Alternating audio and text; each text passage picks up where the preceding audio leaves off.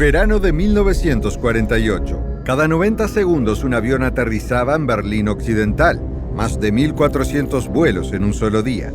Más de 700 aviones involucrados y 20.000 personas comprometidas en una operación logística sin precedentes.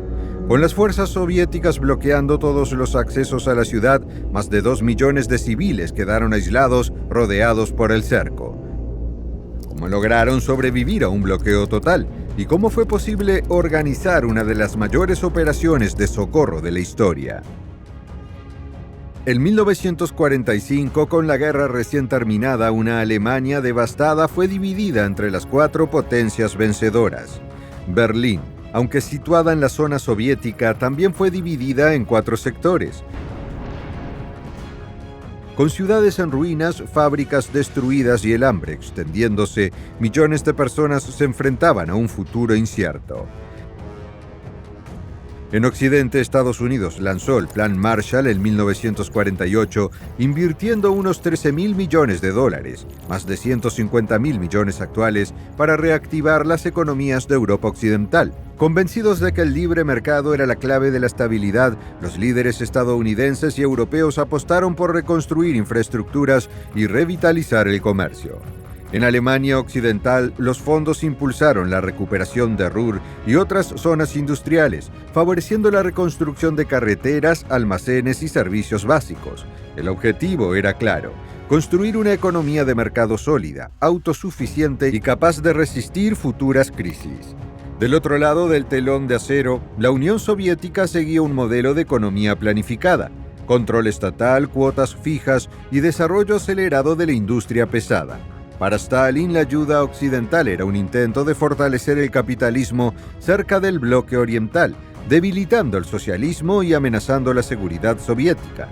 El choque entre mercado y planificación convirtió a la Alemania de posguerra en un foco de tensión ideológica. Para Stalin, el crecimiento del oeste era un riesgo directo. Para Washington, en cambio, la prosperidad europea era un deber moral y una barrera estratégica contra el comunismo. Así comenzó un enfrentamiento este-oeste que tendría su epicentro en Berlín. ¿Sabías que la mayoría de quienes ven nuestros documentales aún no están suscritos? Si te gustan los mapas animados y la historia, únete a nuestra comunidad. Dale like y suscríbete para no perderte ningún episodio.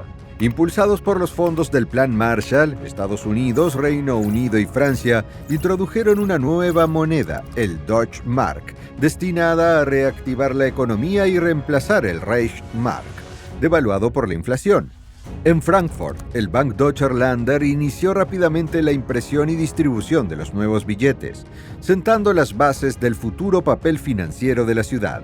Pero cuando el Deutsche Mark comenzó a circular también en Berlín Occidental, los líderes soviéticos en Moscú observaron con creciente preocupación su expansión. Desde su perspectiva, una Alemania capitalista y próspera, cada vez más alineada con las potencias occidentales, amenazaba la autoridad soviética en la región. Decididos a frenar esa deriva hacia Occidente, los soviéticos denunciaron la introducción de la nueva moneda como una violación de los acuerdos de guerra. Según el Kremlin, los aliados estaban creando de facto una Alemania occidental unificada bajo principios capitalistas, completamente opuesta al plan de Stalin de restablecer un Estado socialista tapón.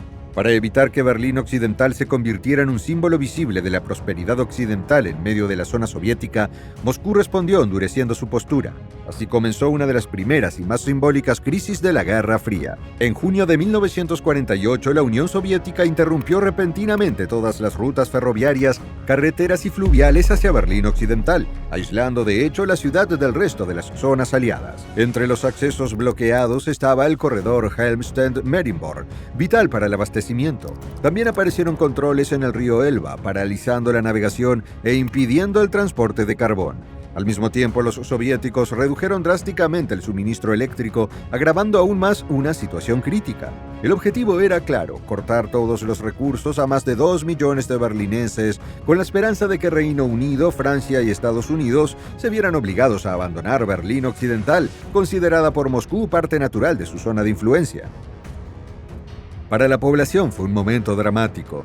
Con los accesos cerrados y sin forma de importar bienes esenciales, muchos se prepararon para un invierno marcado por el hambre y la desesperación.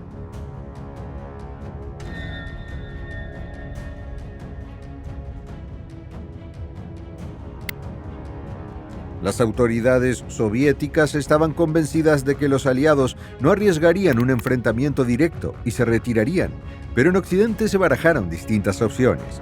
Por un momento se consideró incluso romper el bloqueo por tierra usando convoyes militares a lo largo del corredor Helmstedt-Marienborg, la única autopista que conectaba Alemania Occidental con Berlín.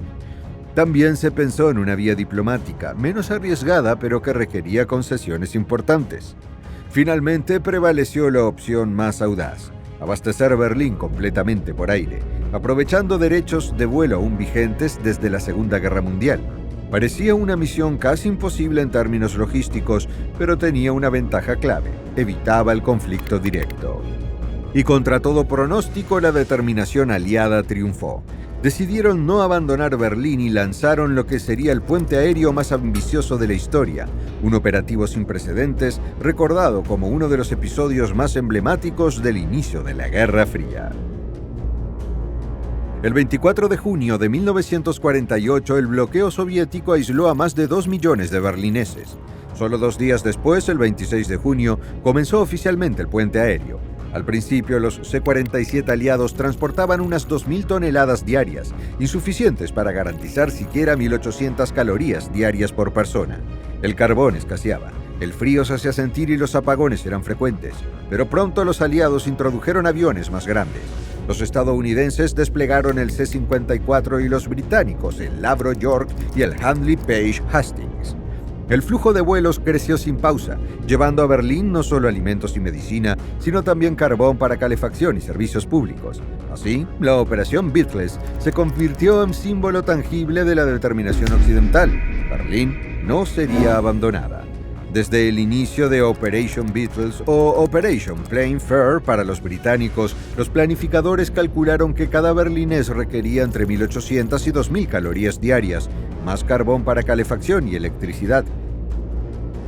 La meta era ambiciosa, 3.500 toneladas al día, pero en invierno fue insuficiente y aumentó la presión logística.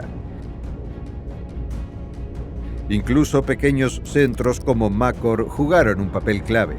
Caminos casi intransitables permitieron llevar recursos del Plan Marshall a depósitos locales y desde allí en camiones a las bases principales.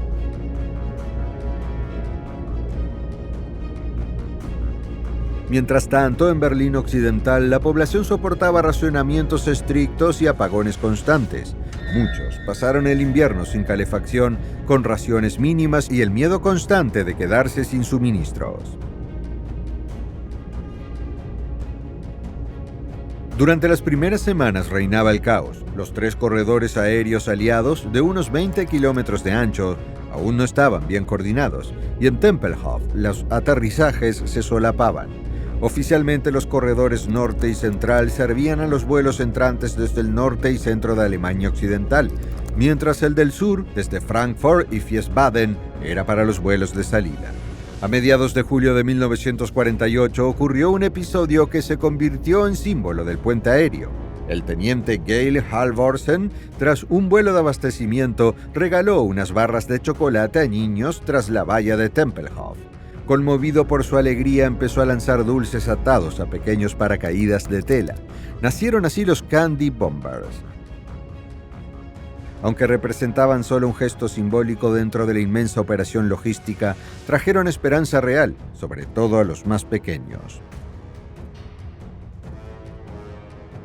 El general Lucius G. Clay, consciente de que la organización existente jamás cubriría las necesidades de Berlín, confió la operación a William H. Turner, experto en logística famoso por dirigir el peligroso puente aéreo Hump sobre el Himalaya durante la Segunda Guerra Mundial.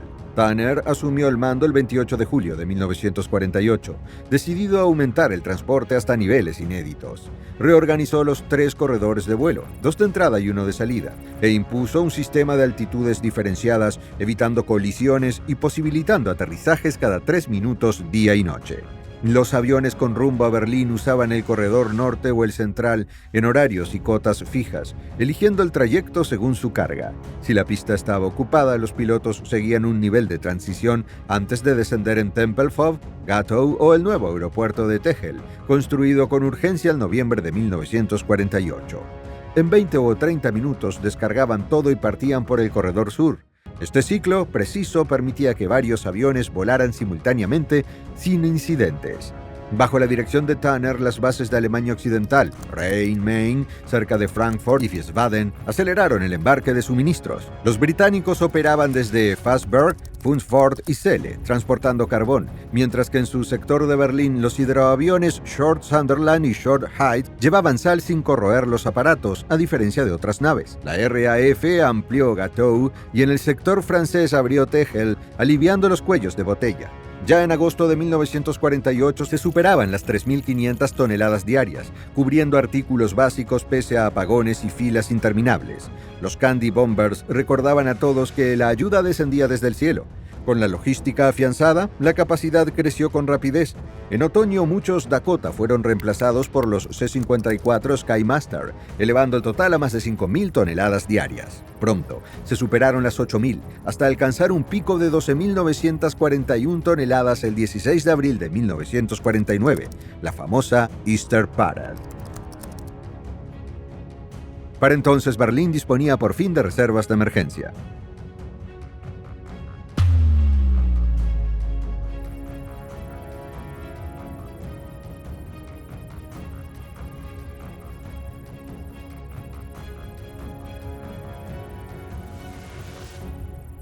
Tras casi un año de vuelos incesantes, el puente aéreo demostró una respuesta eficaz a la presión soviética.